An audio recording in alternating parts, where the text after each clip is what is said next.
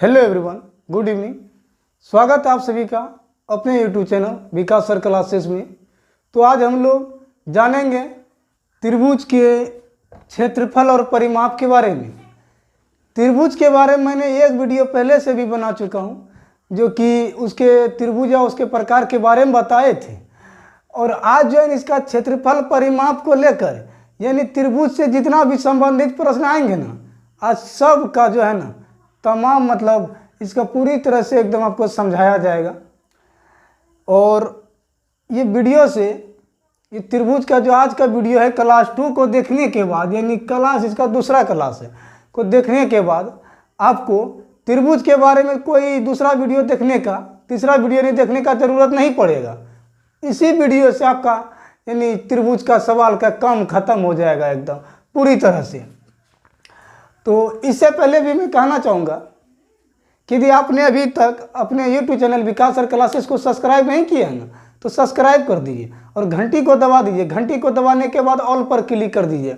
उससे क्या होगा कि वीडियो का नोटिफिकेशन सबसे पहले आप तक पहुँचेगा।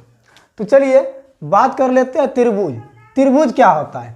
त्रिभुज यानी तीन रेखाओं से घिरी बंद आकृति को त्रिभुज कहते हैं। ये तीन रेखा है, ए बी और बी सी और ए सी, ये तीन रेखा से घिरी बंद आकृति त्रिभुज है।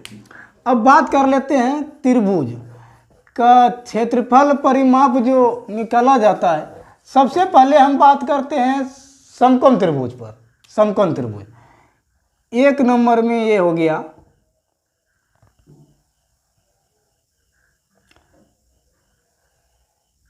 समकोण त्रिभुज। समकोण त्रिभुज में क्या होता है? एक कोण 90 डिग्री का होगा। याद रखिएगा, जब ये कोई पड़ी रेखा पे यानी पड़ी रेखा पे एक खड़ी रेखा के काट दे तो यहाँ पर कोण बनेगा 90 डिग्री का, और ये 90 डिग्री ही समकोण है। जिस त्रिभुज का एक कोण 90 डिग्री रहेगा ना, वह समकोण त्रिभुज हो जाएगा। बाकी अगर नहीं रहेगा 90 डिग्री, समकोण त्रिभुज नहीं होगा। लेकिन जब एक कोण 90 डिग्री का रहेगा ना, तो क्या हो जाएगा? समकोण हो जाएगा। अब बात कर लेते हैं इसका परिमाप के बारे में। पहले बात, परिमाप क्या होता है? मान लीजिए ये 24 सेंटीमीटर दिया है, 24 सेंटीमीटर। ये दिया है मान लीजिए 25 सेंटीमीटर, 25 सेंटीमीटर। और ये दे दिया आपका 7 सेंटीमीटर, 7 सेंटीमीटर। तो इसका जो ये वाला यानी ये खड़ी रेखा जो है, इसको लंब कहते हैं। यानी पी से हो जाता है, अंग्रेजी में होता है इसका परपेंडिकुलर, और ये इसको हिंदी में लंब कहते हैं। हिंदी में क्या कहते हैं? लंब, लंब। और ये इसको कहते हैं हिंदी में कर्ण, और एच से इसको दर्शाया जाता है। एच से क्या होता है? हाइपोटेन्यूस होता है, और इसको हिंदी में कहते हैं कर्ण।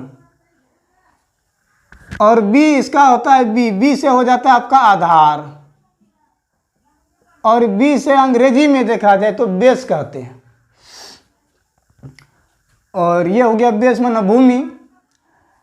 अब बात करते हैं क्षेत्रफल। ये यानी परिमिति और परिमाप और परिधि, ये तीनों एक चीज होता है। परिमिति या तो परिमाप, परिधि बोल सकते हैं। कैसे ज्ञात किया जाता है? ये जो है ना, मान लीजिए ये एक भुजा 24 सेंटीमीटर का है, दूसरा है 25 सेंटीमीटर का, और तीसरा है 7 सेंटीमीटर का। तो ये 24 सेंटीमीटर और 25 सेंटीमीटर और 7 सेंटीमीटर को आप जोड़ दीजिए तो 25 और 24 49 56 सेंटीमीटर जो हुआ ना, तो ये हो गया आपका क्या हो गया? परिमाप हो गया। परिमाप आपको कहीं बोला जाएगा अर्ध परिमाप, तो इसमें अर्ध में 2 से भाग दे दीजिए। 2 से भाग दीजिएगा तो 2 दूनी 4, 2 8 16, ये 28 हो गया। अर्ध परिमाप हो गया 28 सेंटीमीटर। ये परिमाप था और अर्ध परिमाप। बात करते हैं कि त्रिभुज का क्षेत्रफल कैसे ज्ञात किया जाता है। त्रिभुज का क्षेत्रफल, त्रिभुज का क्षेत्रफल। देखिए, त्रिभुज का क्षेत्रफल ज्ञात करने के लिए कोई जनरल फार्मूला होता है। यानी ये सब त्रिभुज में काम करेगा, लेकिन जब ये ऊंचाई यानी ऊंचाई पता रहेगा तब, ऊंचाई पता रहेगा तब त्रिभुज का क्षेत्रफल बराबर 1/2 गुना आधार और गुना में ऊंचाई हो जाएगा। ऊंचाई, यह ऊंचाई हो जाएगा। यानी आपका जैसे इसका अगर आपको क्षेत्रफल निकालना है तो 1/2 लेकर आप आधार दे दीजिए 7 सेंटीमीटर और ऊंचाई क्या दिया है 24 सेंटीमीटर। तो यानी 2 से 24 को कटा दीजिए 12 बार में, 12 से मल्टीप्लाई कीजिए 7 में, तो 84 आ गया। ये 84 सेंटीमीटर, यहाँ तो सेंटीमीटर नहीं लिखे हैं लेकिन यहाँ देखिए 84 सेंटीमीटर पे स्क्वायर देंगे। बोलेंगे स्क्वायर काहे दे दिए, तो यहाँ सेंटीमीटर देखिए 7 के पास सेंटीमीटर है, यहाँ नहीं लिखे हैं, तो ये सेंटीमीटर और इधर क्या है यहाँ 24 के पास भी सेंटीमीटर है। तो ये सेंटीमीटर और सेंटीमीटर जब गुना किया जाता है तो सेंटीमीटर स्क्वायर होता है। कैसे, देखिए जब बेस सेम रहे ना, जब बेस सेम रहता है यानी सेंटीमीटर यानी और सेंटीमीटर देखिए नीचे में बेस सेम है तो इसका ऊपर वाला पावर जुड़ जाता है। बोलिएगा पावर कहाँ है, तो कुछ नहीं, पावर तो एक रहता है हमेशा, ये याद रखिएगा, इसलिए यहाँ पावर 2 हो जाएगा। अब बोलेंगे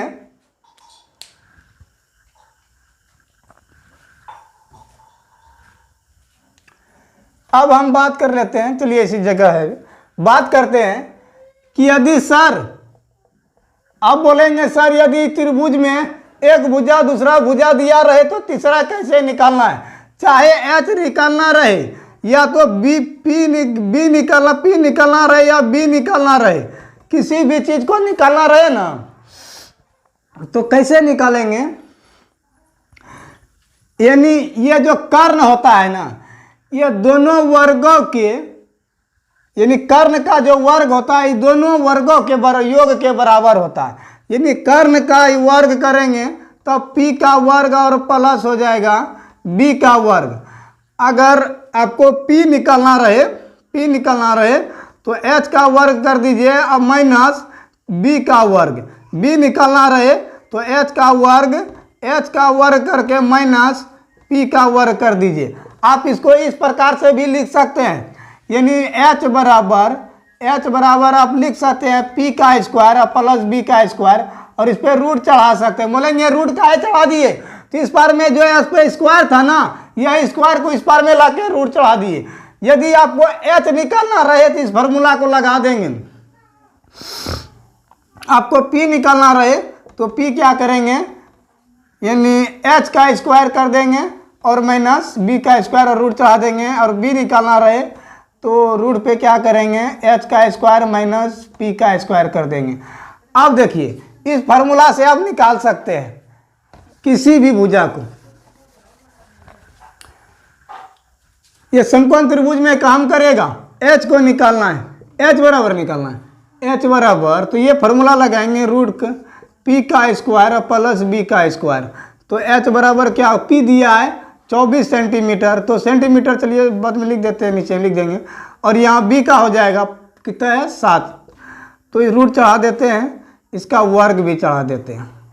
अब देखिए h बराबर क्या हो जाएगा, 24 गुना 24 करेंगे तो हो जाएगा आपका 576, अब प्लस में 7 7 49 रूट चढ़ा दीजिए। उसके बाद 24 और 576 को क्या कीजिएगा जोड़ दीजिए, 625 यानी रूट के अंदर आएगा, वर्गमूल निकाल लीजिए, 25 सेंटीमीटर आ गया ना, 25 सेंटीमीटर बहुत आसानी से निकाल लिए। आपको p भी निकालना रहेगा तो आप निकाल लीजिएगा, यदि b भी निकालना रहेगा तो आप आसानी से निकाल लेंगे। अब बात करते हैं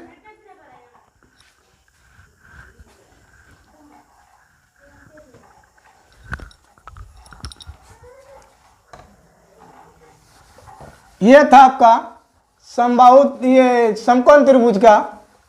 समकोण त्रिभुज के बाद आते हैं समबाहु त्रिभुज। समबाहु त्रिभुज में क्या होता है कि समबाहु त्रिभुज में सभी भुजा आपस में बराबर होती है।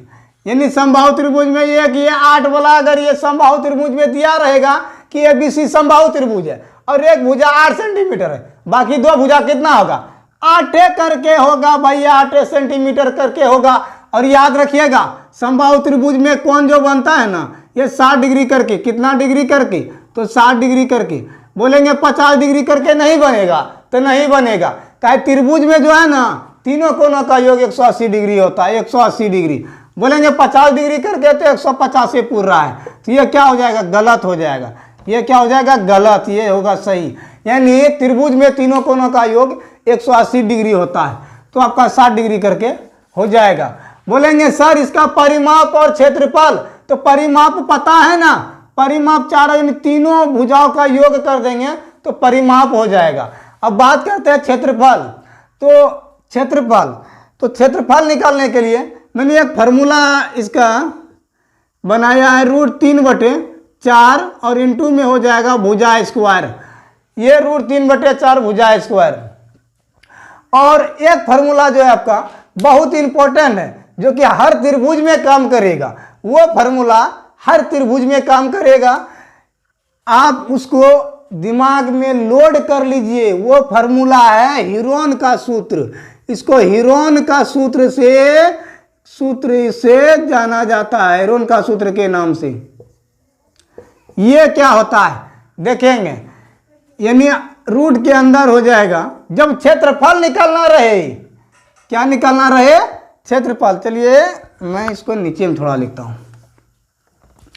क्षेत्रफल जब निकालना रहे त्रिभुज का, रूट लगा देंगे और क्या करना है, s और इंटू s माइनस a, फिर होगा इंटू s माइनस b और इंटू में s माइनस c हो जाएगा। बोलेंगे ये s क्या होता है, अभी तुरंत समकोण त्रिभुज में अर्ध परिमाप के बारे में बता दिए। s मतलब अर्ध परिमाप होता है। क्या होता है s मतलब होता है अर्ध परिमाप। अर्ध परिमाप क्या होता है, यानी इसका देख लीजिए, भुजा का तीनों भुजा का योग करके 2 से भाग दे दीजिए। 8 यहाँ देखिए, 8 + 8 + 8, 8 8 16 24, 24 में 2 से भाग दिए तो हो गया 12। ये s निकल गया 12। अब निकालना है त्रिभुज का क्षेत्रफल, तो s लगा देंगे ना, s के जगह पे लिखेंगे 12 और इंटू में ले लेंगे इधर से, क्या हो जाएगा, s 12 घटो a, पहला भुजा 8, फिर s 12 है तो और पहले दूसरा भुजा भी 8 है, s 12 है पर दूसरा भुजा भी क्या है, 8 है। अब देखिए क्या करना है, 12 यहां गुना में आ जाएगा, 12 में 8 जाएगा, 4 बचेगा, गुना में 12 में 8 जाएगा तो 12 में 8 जाएगा, बचेगा 4 यहाँ, फिर क्या हो जाएगा, 12 में 8 जाएगा, बचेगा 4। यानी 4 को आप, यानी ये 4 12 हो गया यहाँ और 4 चौक 16, 16 की 64, यानी 12 गुना 64 कर दीजिए। आपका देखिए कितना आता है, यहाँ लिख दीजिए। 2 से करेंगे 2 चौका 8, 2 छक्की 12, 1 से करेंगे, 1 को पढ़ेंगे 4 बार तो 4, 1 को पढ़ेंगे 6 बार तो 6 होगा, 8 8 4 2 6 6 1 768। अब ये जब 768 आया ना, कितना आया, 768। 768 का आप वर्गमूल निकाल लीजिए। क्या निकालेंगे, तो वर्गमूल।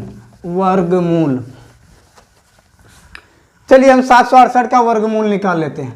768 2 से कटाएंगे, 2 तिया 6, 2 छक्की 12 हो जाएगा, 2 चौका 8, 2 से फिर जाएगा, 2 एकम 2 और 2 8 16 और 2 दूना 4। यहाँ कटाए 2 तिया 6, देखिए थोड़ा सा मिस्टेक हो गया, गलती हो गया। क्या गलती हो गया, 2 से कटाएंगे तो 3 बार में 6 आएगा, 1 बचा, 1 पर 6 क्या है 16, तो 2 से 8 बार में 16 कटेगा, 2 से 4 बार में, 2 एकम 2, यहाँ 1 बच गया, 2 9 18, 2 से 2 बार में। अब 2 से 8 बार में आएगा 16 नहीं, 2 से 9 बार में 18, 1 बचेगा तो 2 छक्के 12 हो जाएगा ना। अब 2 से कटाएंगे तो 2 से कटेगा 4 बार में, यानी 2 चौका 8, 1 बचेगा, 2 8 16। अब 2 से 2 दूनी 4, 2 चौका 8, 2 से 12 बार में जाएगा और 2 से जाएगा 6 बार में, फिर 2 से जाएगा 3 बार में।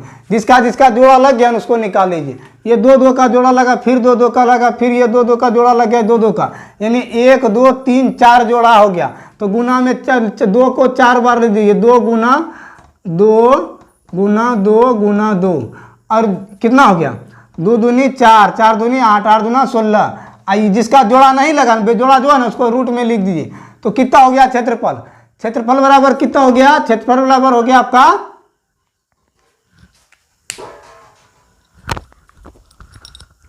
क्षेत्रफल बराबर हो गया 16√3। इस जगह लिख दीजिए क्षेत्रफल बराबर हो गया आपका 16√3।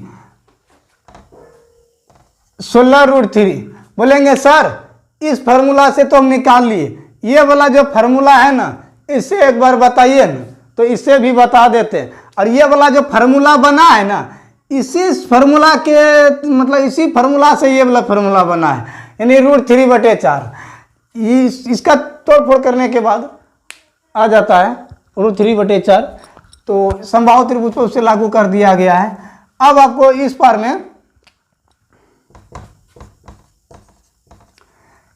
में आपको इस फार्मूला से बताते हैं, यानी √3/4 से कैसे निकालेंगे। क्षेत्रफल बराबर हो गया, क्या हो गया, √3/4 गुना में भुजा स्क्वायर ए स्क्वायर। ये √3 जो है ना इसको ऐसे का ऐसे रह देने, 4 को भी रहने दीजिए। भुजा क्या है याद रखिएगा, ये वाला जो होता है ना फार्मूला ये खाली समबाहु त्रिभुज पर लागू होगा। भुजा 8 है तो 8 का स्क्वायर करेंगे, यानी गुना में लिख देते हैं 8 को, स्क्वायर है तो 2 बार। अब 4 से कटा दीजिए, 4 दूनी 8, 2 बार में कट गया। अब 2 को 8 से मल्टीप्लाई करेंगे तो 16 हो जाएगा। ये √3 जो हुआ ना यहाँ लिख दीजिए। किसी भी फार्मूला से बनाइए आंसर एक ही आएगा, आंसर 2 थोड़ी ना आएगा, नहीं एक ही आंसर आएगा। ये रहा आपका समबाहु त्रिभुज का। अब बात कर लेते हैं समद्विबाहु, उसके बाद विषमबाहु पर बात करेंगे।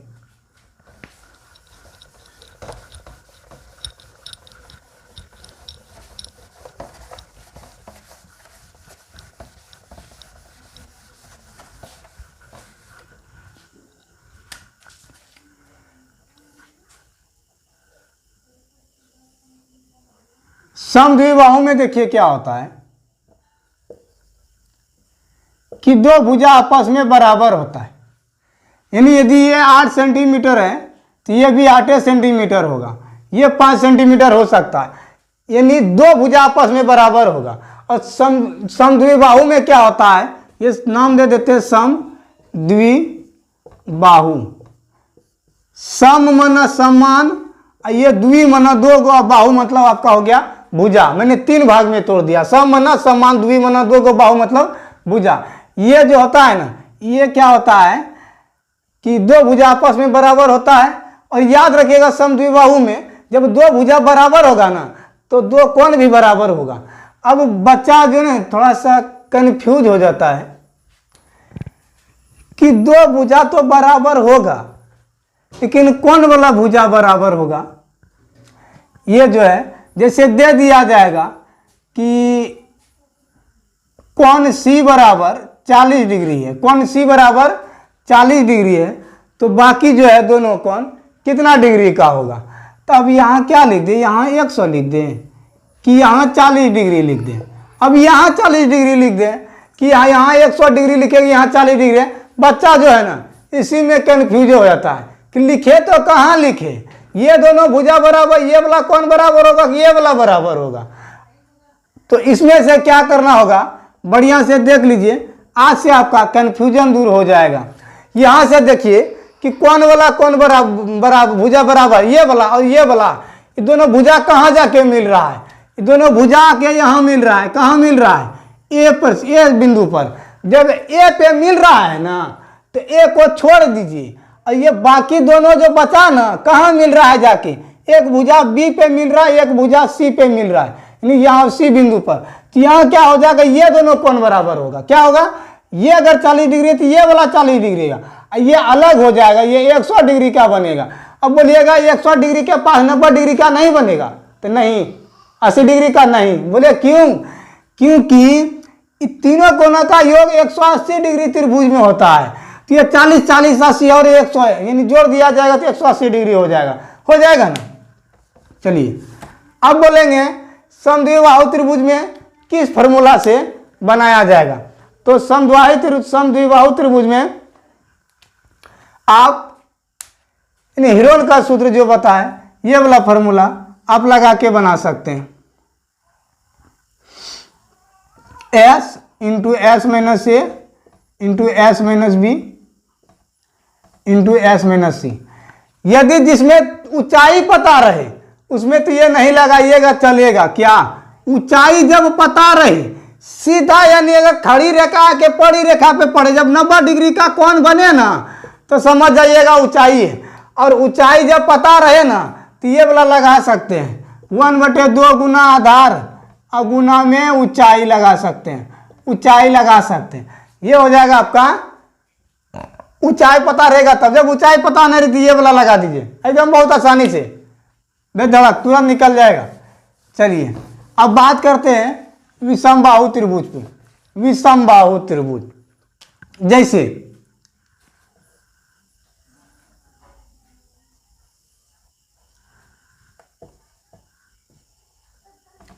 इसका नाम दे दिया विषमबाहु। विषमबाहु में क्या होता है, तीनों भुजा अलग अलग होता है। अगर ये 8 सेंटीमीटर का रहेगा तो ये 10 सेंटीमीटर का होगा। मान लीजिए इसको 6 सेंटीमीटर का होगा, यानी अलग अलग होगा। और विषमबाहु त्रिभुज में ना अलग अलग का कोण बनेगा। क्या होगा, जब भुजा अलग अलग हो तो अलग अलग कोण भी तो बनेगा ना। अब इसका क्षेत्रफल और परिमाप के बारे में बात किया जाए तो क्षेत्रफल और परिमाप के बारे में, इसका क्षेत्रफल निकालना हो तो कैसे निकालेंगे, फिर यही सूत्र लगा देना। अभी जो बताया, जैसे इसका देखो, त्रिभुज का क्षेत्रफल बराबर क्या करेंगे, रूट में लगा देंगे एस इंटू एस, एस और माइनस ए, फिर हो जाएगा एस माइनस बी, फिर हो जाएगा एस माइनस सी।